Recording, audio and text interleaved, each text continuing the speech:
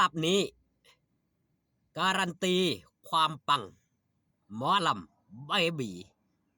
สวัสดีครับผมสวัสดีพี่น้องครับป้องปายมิดหมอแคนแฟนหมอลำยินดีครับต้อนรับครับเข้าสู่ช่องไทยซีเกตชาแนลสวัสดีไปยังแฟนคลับ FC ลาดหน่อยอุ้งอิงแฟนคลับ FC สาวหน่อยเพชรบันแพงสู้ขู่สู้คนเด้อครับเด้อมื้อนี้ครับคิวงานสาวหน่อยเพชรบันแพงไปเล่นอยู่ที่อำเภอเฝ้าไร่จังหวัดหนองคายวัดจันทรังสีวนารามตำบลนาดีอำเภอเฝ้าไร่จังหวัดหนองคายหลังจากที่มือคืนนี่ไปให้ความสุขกับพี่น้องมิตรหมอแค้นแฟนหมอลำทางอำเภอบ้านแทนพี่น้องป้องปายไปให้กำลังใจอย่างอุ่นหนาฟ้าค่ะส่วนสาวหน่อยลำเพิ่นโชว์ครับอาญะเชกเช่นเดียวกันงานงิ้วหนองสองห้องจังหวัดขอนแก่นมีหมอลำที่กำลังมาแห้งมาขึ้นกับวงสาวน้อยลำเพลินโชว์ได้รับการต้อนรับกันอย่างล้นหลามครับดังภาพที่ปรากฏพี่น้องผมใส่เบิ้งภาพ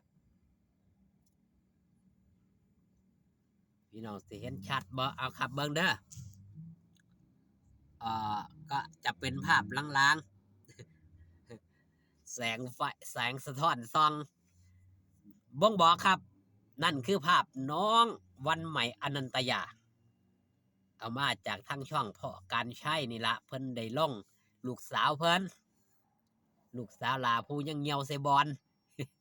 พี่น้องมิดหมอแค้นแฟนหมอลำหลายผู้หลายคนกันยังครับก็เข้าใจเนาะเบิ่งหน้าตาอายุอานามก็เพิ่งแต่ป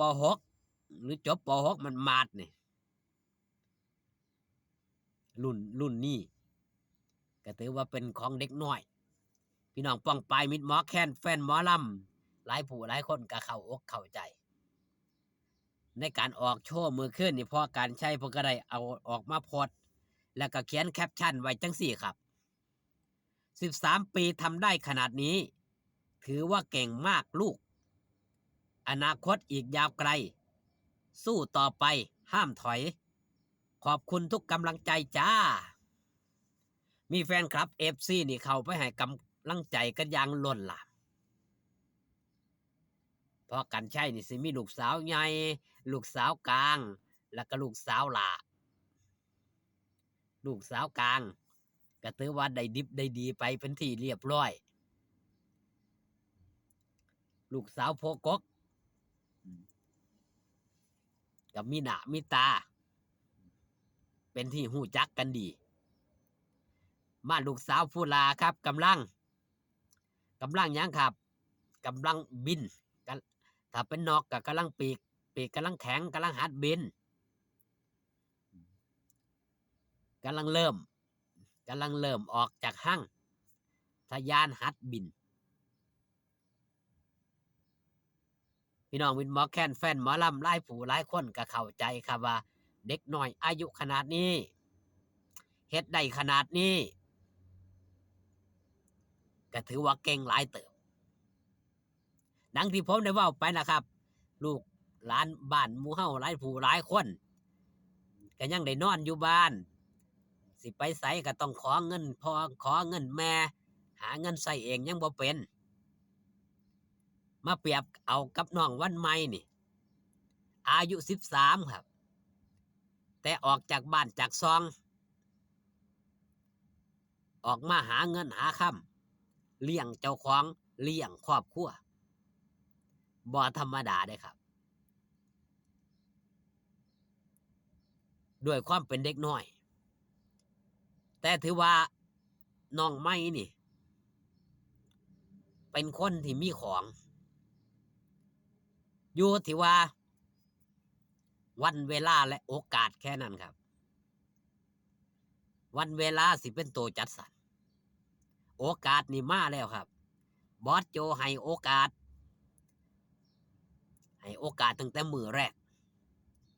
หับเขามาอยู่ภายใต้สังกัดของสาวหน่อยเพชรบานแพงนี่นั่นคือถือเป็นการให้โอกาสครับอยู่ที่วันเวลา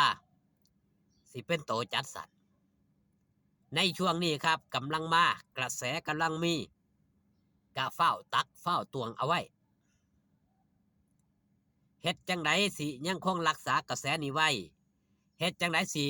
ต่อกระแสให้มันเพิ่มเติมขึ้นมาเว้าง่ายๆครับเฮ็ดจังไดสิเพิ่มแสงเข้าหาเจ้าของยกตัวอย่างนั่นคือหลาดน้อยอุ้งอิงผู้ที่มีแสงอยู่แล้วมีสปอตไลท์ส่องเข้าหาหลายๆดวงอยู่แล้วน้องวันใหม่นี่ก็เพิ่งแล่นเข้ามาหาแสงสิเฮ็ดจังไดสิให้แสงหลากหลายแสงเข้ามาหาด้วยหยังครับหาด้วยการสร้างหาด้วยการแปลงหาด้วยการพัฒนาของตัวเจ้าของเองนี่ล่ะเพราะหลาน้อยอุ้งอิงก็เติบโตด้วยโตของเจ้าของมันฝึกฝนมันพัฒนามันศึกษาเรียนรู้มันก็สิค่อยเก่งไปน่ะมันบ่มีดอกลงมือเฮ็ดมือแรกลงมือกระทำเลยร้องเพลงมือดี1มือเดียวสิเก่งเลยมันเป็นไปบ่ได้แม่นบ่ครับร้องเพลงเดียวกันนี่